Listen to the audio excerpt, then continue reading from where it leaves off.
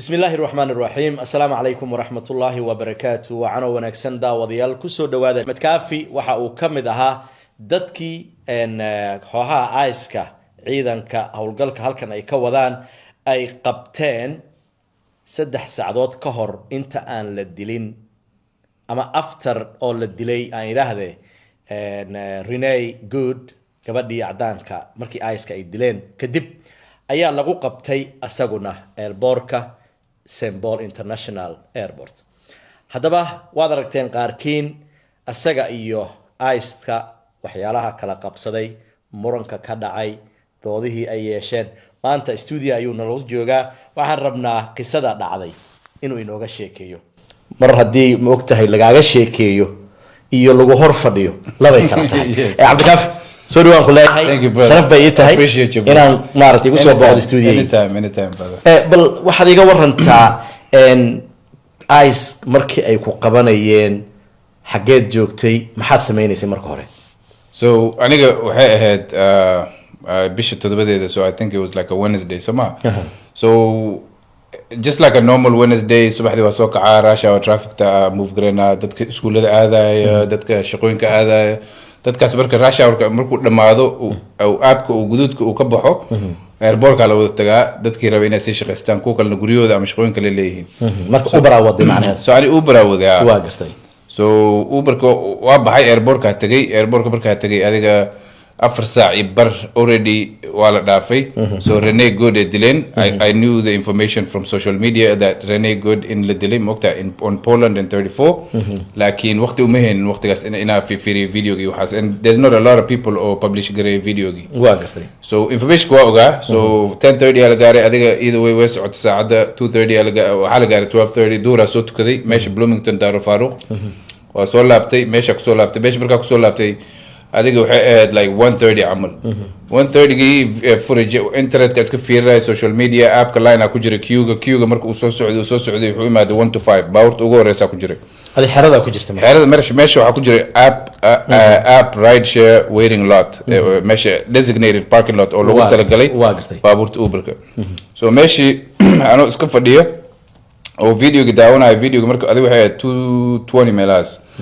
marka video gi waxa soo galay Renee angle kaleeto marka that they didn't just shoot once that they shot 4 times different angles so wixii aan daawanay marka waxa maqlay so ibaabka lagu soo yes so badana waa daroolo oo Uber iyo waxaas wax ku weydiinaa so I looked waxa arkayba and this ice lady green uniform ay wataan aniga aqaana ice because traga marka wado we check in with them at the checkpoints Laredo San Diego Melas El Paso border states go wada joogan dadka traga wada way yaqaanin so meesha aan isku fadhiyo albaabka lagu soo qaraacay dirishada lagu soo qaraacay waa fiiri dirishadu uma furinba albaabka daa u furay and then waxa ku dhahay maxarbta waxay tiri waxa rabaa sharcigaaga ayuu US citizen so marka checkpoints ka usually mara traga wada way weydiiyaan su'aashaas ayuu US citizen but I answer because that's the right jurisdiction meesha loogu talagalo waa xuduudda sharcigan wuxuu dhahaa and maximum distance ay ka gaari karaan from the border is 100 miles haddana 100 kaas ku darsadeen awalkii waxaan jirtay 30 miles so raga waa fiiri waxa kula qof yahay dad hadda soo disheen so adigana kamerada wadatay police kuma eka mid waxa oo la delete garan karo let me grab my phone and record you too okay daddy but I didn't care she's here anyway so I saw qaatay wa press play start recording so either with you waxa kula officer dadka buu sheegi kartaa intee joognaa markaas waxay tiri aad u sheeg then waxa kula officer ka salaama oo aad ugu qabtay kamerada way salaantay then waxa dhahay either with you are we in Germany Jarmalka ma joognaa amal waraaqa ay weydiinaysaa maxaa waa sheekada Kenya uga soo tagnay leetak tambuluusha bogta hadana Mareykanka leetak tambuluusha sheeka kale waa bogta so inay cadeysay marka weydii inay cadeyso mar wuxuu ku lahaa accent baad leedahay that's going to come either marka ku adkeey markaas waxay ii sheegtay waxay tiri you don't have to give me anything we're going to run your plates anyways so saara gadaal u fiiriyo laba taagan meesha aniga wixii la kaan Mexican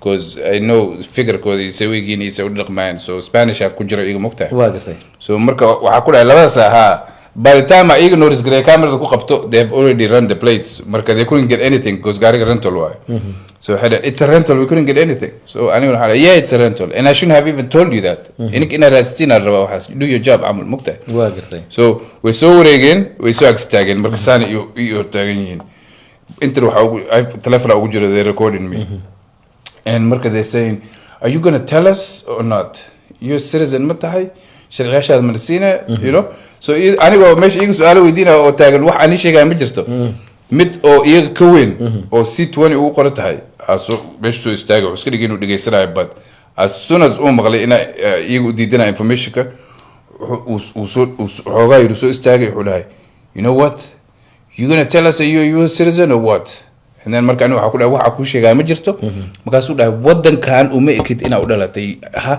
it doesn't look like you're from this country he said that so aniga waxa ku dhahay what makes you think I'm from this country I'm not from this country so because ferry adiga ila imaad su'aash waxa igu tiri wadankan cadee in a citizen ka tahay marka adiga see ku garata wadanka waa isla joognaa wadankan see ku garata in aan citizen ka ahayn aniga kuma soo raadsan adaa soo raadsatay inaan cadeeyaa rabtaa so meel kastan marka in my mind I'm thinking hadda cadeeyo berino cadeena so it's the new thing now I have to walk around with my papers already dad badan ay sheegeen igu dhahay sharciga si qaado passportkayga iyo ID-gayga gaariga igu jireen iyaga daraadad uma wadan waxa uu watay passportka iga dhacay March waqtigan waa baxaa mugtay so waxaas dhahay 6 bilood hadii ay ka dhiman tahay ama lagu dhibaa marka bixis so iska soo cusboonaysi uu isarra so I didn't bother with carrying it because of ICE so markaasuu sheekaas uu si cadeey wuxuu dhaaniyo fiiri you don't have the same accent as me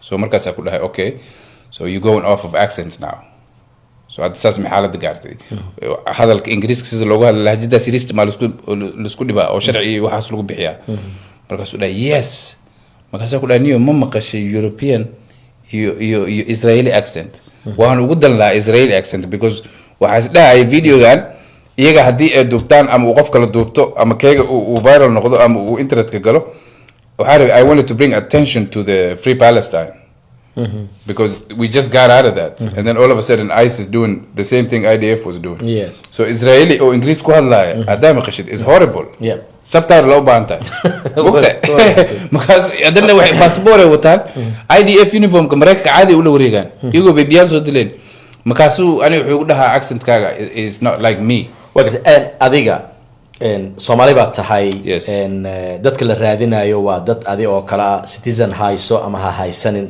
kori hoos dadka waa la isbaaraa yes saad sheegtayna daqiiqo saacado ka horna waxay soo direen gabar cadaan ah marka wax cabsi ah inay ku dilaan ama adigu ma ka qabin ma dareentay adigu horta marka hore because ani sababta u baqin ma baqin because sababta u baqin waxay ahayd waxaa rabay inaan ogaado raggaan shaqadooda si u samaysanooyin so usually police waxaa la siiyaa public relations how to engage the public aniga police weligay ma noqon but I know there's a way they all behave which is ko salaama magaciisa ku sheega wuxuu ku dhaw waxa ku istaajiyay this why I stopped you I require this from you can I get your license registration so basically waxa formalities dadka dhan barteen mugtaa laakiin kuwaas isbasbeen they just knocked let's get your papers أنا حتاجنا well you're not going to get anything out of me so هذا دليسين and that's the new way any person that doesn't comply well I'm going to be the example markii ayagu ku istaajinay ama ku imaanay imisa tagaasiyo kale oo Soomaali ama cadaan kale meesha joogay ma jiray ha adiga meesha wal buuxa ani waxa joogay musqusha agteeda so hal gaari bis dhinacan laftiga xigay marka adoon bay straight ku yimaadeen no they went through so they divided themselves booked away banaan I think they were like maybe 20 25 or maybe more booked okay marka they divide I wasn't watching how they came in so badala dadka way arkeen qof markuu soo galaayo if you're sitting on that side of the entrance waa arkaysa unlike I'm facing the landing meesha diyaaradaha ka soo degaan so inta ayaga la portable bathrooms ka so they came and knocked here there's only one car here or van nin Soomaaliya ku jiro so isaga move la hadlay la murmin you know I think markii daba gadaala ka weydii so wuxuu dhahay luqada xogaa igu adag bogta aniga marwina la murmura qaas ka bixi but aniga luqada si fiican iga xataa ka badiya aday noqdo because I know I have more training than them I just have that confidence bogta because otherwise they will not be going into parking lots harassing people plus waxa la ragan shaqada hore laga siiya background check xataa ma lagu sameeyo because there's a lady or journalist she acted like she wanted a job for ICE border patrol. They gave it to her without no background screening. Internet card maanta ka akhriyo.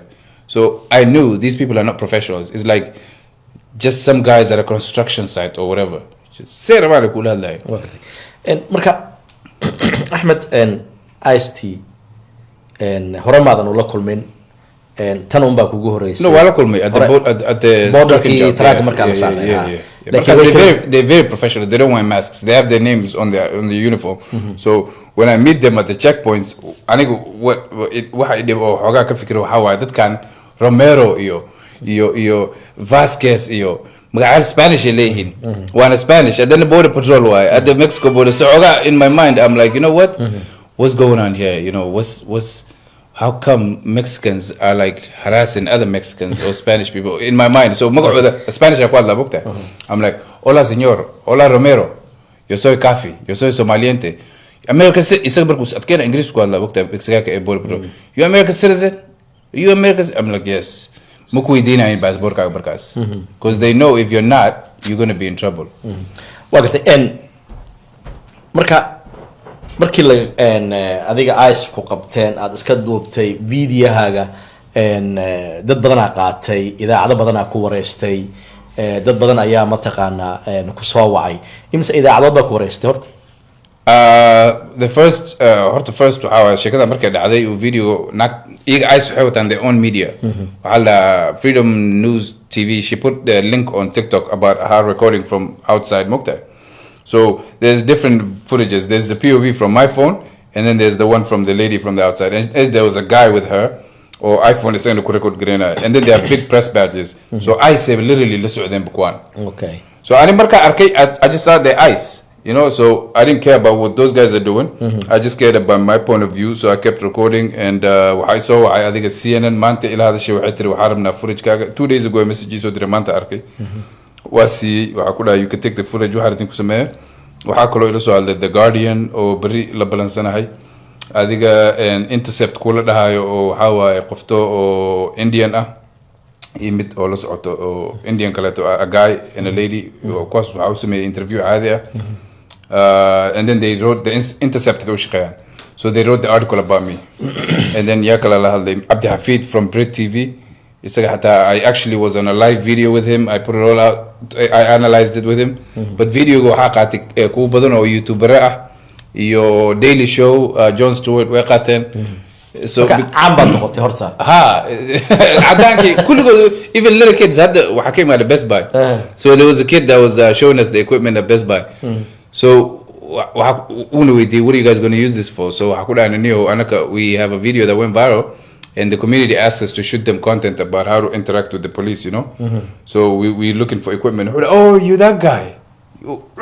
Young guy. He's like probably 17, and he knew me. He's like, yes, I've seen this video. You that guy? Oh my God, you stood up to them. You did good. And siday u arkeen qaraabadaada xaaskaaga iyo caruurtaada iyo hooyo iyo waalidiinta markii lagu qabtay aad la hadashay adiguna cirka aad baartay videoyaashaadana ay qof walba qaatay ay arkeen dabcan ilaa Nairobi laga arkay ilaa Hargeysa marka adigu dadka siday u arkeen qaraabadii familkii marka sidee lagu I mean the first day we reaction because the first day video waxa qaatay nin dhahay Brit TV he did he does breaking news so analysis ku sameeyay real quick so hooyaday way daawata marka iyadoo Kenya joogta so way aragtay markii aragtay message ii reebtay waxay tiri videogaaga meel kasta ka arkay dariska xataa ii sheegay so niyahow and I'm happy wax fiican ah sameysay ilaahay ku badbaadiyay so sheekada meeshaas ku ekay laakiin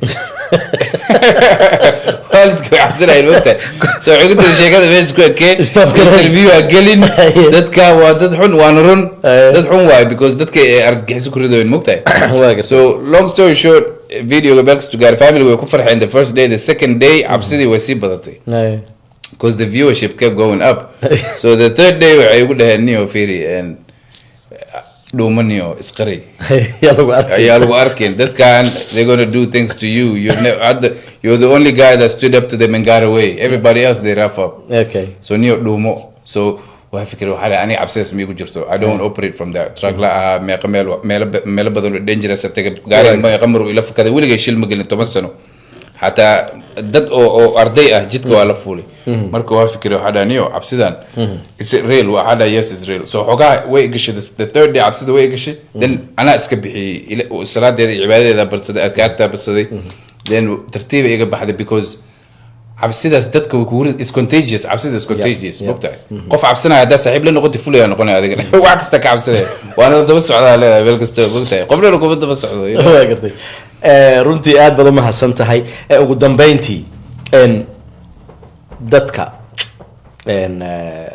wariyaasha ama idaacadaha kale ku wareysanaya su'aalaha ay ku weydiinayeen midda aad la yaabtay maxaa kamid ah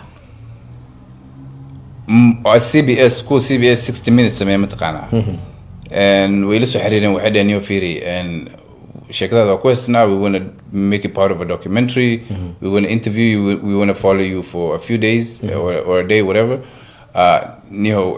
is that okay I could that's not a problem you know and then at the end of the phone call waxay ku tiri can you send me a screen of your passport I could what's that used for my boss is required so I could have 60 minutes CBS at I know you guys you're not that ethical Al Pacino so I'm not going to give you anything you just have to trust me and believe me if you want the story yesterday when we spoke about can you send me that screenshot for your passport don't ever text me CBS 60 minutes let me just watch you on TV why is she asking you though because in a citizen me I'm in a citizen so you have to understand this is media mainstream media so they might have some sort of investment in ICE operations or some stuff because owner or private so you have to believe me but all the other news agencies including NPR they just ask me I tell them they believe me we leave it at that even the Intercept but CBS 60 they wanted to insist ugu dambeyntii tan iyo markii lagu qabtay idaacado ku wareysteen oo adigu aad ka tagtay kooxii ICE mar labaad ma la kulantay hadii kale dadka kula fadhiistay ama shacabka Soomaaliyeed maxay tahay waxyaalaha ay ka codsadeen yes wax badan iga codsadeen dadka ICE ma la kulantay after that ICE ma la kulmin ilaa amarkiis alxamdulillah man rabina la kulmo wallahi billahi because way dib badan yihiin waqti ka luminayeen dhigay ku kicinayeen walaqa keen waxa la tagtaan bulisho shirkada Kenya lagu soo tagay exactly su'aal kale ma qabta ICE in sida adigu aad ula murantay in loo la murmo markay ku qabtaan adoo citizen ah mise waxaad qabtaa in hadayba ku weydiiyaan waxa iska siisid ma qabi in haday ku weydiiyaan waxa iska siisid unless airport joogtid oo bixisid ama border checkpoint emails joogtid why waxaan horta they try an experiment that can say shaqeeyaan experiment ka saddex ku marto door to door imaana hada waxay dhaheen door to door as after that video of mine the next day they're doing door to door so they wanted to justify that door to door because dad badan waraaqay u dhidhiibay so waxa waa terror they really not going to do much to you naagtas cadaanta maxaa loo dilay waxay dhaheen have you guys not learned the lesson so it's a lesson like hi we did this we'll reach here we'll reach there so and they have done this before to the Japanese Americans here markii World War II waa la qabtay camp la galiyay but there was a system they did it and mogta uniform loo wada galiyay ko waraaqaha laga hubsaday then markii la hubsaday meelaha joogan uniform loo galiyay or with ID numbers they have to wear their uniform then camps loo wada geeyay so aniga I did not want to be complicit in caawi dadkan in aniga igu sameeyaan argagixiso iyo cabsi mogtahay so I said I'm not going to do it guys laakiin waxayga ana hubo inay cadiin okay dadka wax ma jiraan ayagu ay ka codsadeen shacabka Soomaaliyeed inaad la sameeysid ama dadka kale ay ku weydiiyeen since adiga aad la kulantay ICE si fiican aad ula hadashayna yes so badana dadka horta dad badan oo Soomaali ah rageedii waxay ugu dhaheen very very encouraging words waxay ugu dhaheen geesiya tahay legend tahay waa ku jecelnahay walaalkeena tahay waa ku support gareena wax kasta rabtid hatta waxay dhaheen GoFundMe page ama anaka bilaawena mise adiga bilaaw we will help you in any way we can so GoFundMe the first day ma bilaaway second day ma bilaaway the third day bilaaway why it kept coming. And then it wasn't only coming from the Somali community. Adaan badan, especially Naga Adaan badan. GoFundMe-gada samaystay. Because that badana waxay dhaheen anaka ku bilaabeyna anigana badana the way I operated in my life was a solo guy doing his solo projects, him and his family. That badan ma isku dirsan jirin mogtahay.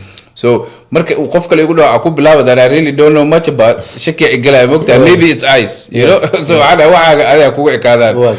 And then that time marka GoFundMe was me adiga illa waxay dhaheen student loans ka bixinayna 70,000. So it's like almost 9 days ago wuxuu maraya 10,000. 10,000 asoo gashay 10,000 asoo gashay. Wow. But alhamdulillah wax kale iga codsaday dadku waxay dhaheen fiiri, you know how to interact with law enforcement. We could tell there was no fear in your eyes when you were dealing with them. Can you please prepare material for us to learn from, or create content for us to learn from on how to interact with law enforcement? I'm a ICE, I'm a regular police, I'm a any type of law enforcement. Marko waxa ku dhahay, I'm going to do it. Since I kabalan qaadi, I had to end up creating a non-profit organization, or the Defender Project, that is going to be geared to fight oppression. Basically, law enforcement kasida loola dhaqmo oo aniga ula dhaqmay sida ula dhaqmi doono inshallah waani bara in English. That English ka badana white people, mostly white people, they asked for this. They were like, hey, we have anxiety when it comes to dealing with anybody in a uniform. Can you show us how to interact with law enforcement the way you did it, and perhaps we will become like you. We'll have the courage. So I said, I'll do that, but I created an organization called the Defender Project, and we're going to launch a GoFundMe or a Launch Good fundraising to try and enable it to get more people to work for it so that we can be professional and be there. And we actually want to help not only how to deal with law enforcement, but also exploitation and oppression, meaning how the government is not obeying the Constitution as far as protecting you. They have unleashed a group of people. Most of them, we don't know how much training they have been given. They said 6 weeks, but people are saying less. So we want to keep them accountable. Our leaders, the city councils, anybody that represents us, we want to keep them accountable so that the government doesn't oppress us as Somali Americans. And also, one last thing. Some other people get exploited through their employers. So qof waxa dhici karta taraag wada qof u shaqeeya. And then qofku u shaqeeya lacagtii u siin wayna. Ama Somali ahaado ama Ghanese ahaado inta industry track ku jiray dad badana caawiye how to solve that. Basically, we reached the labor and industry, we reached some lawyers, because the number one most stolen thing in America is wages. Shaqada lacagta laga qaato mushaharka aad la iskaga dhacaa. So that ma haystaan agency or private ama non-profit or directly shaqada sameeyo. So I want to get into there and help assist that too, inshallah. waa hagaag daawadayaal, kaasi waxa uu ahaa Axmed Kaafi oo runtii ka mid ahaa wiilashii ama dhalinyarada ka shaqeeya boorka daraad Renay markii la dilay kadib asaga ICE-ka wax kala qabsaday. Muuqaalada runtii aan filayo oo aad aragteen. Hey, the famous guy. I've seen this guy on TikTok. Look at him.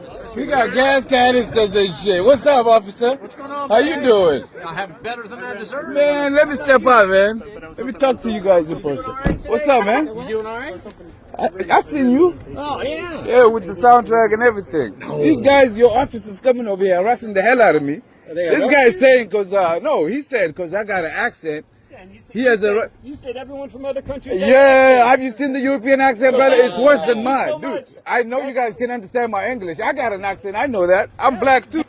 Yeah, you got a Boston accent. Oh, which is man, crazy. oh. Yeah, what's going on, guys? I'm here, Homeland Security in person. The big boss over here. What's going on? They're just harassing people based on skin color. Man, are we in Germany? or No, something? come on. What do you guys want to do today? You guys want to take me in or something?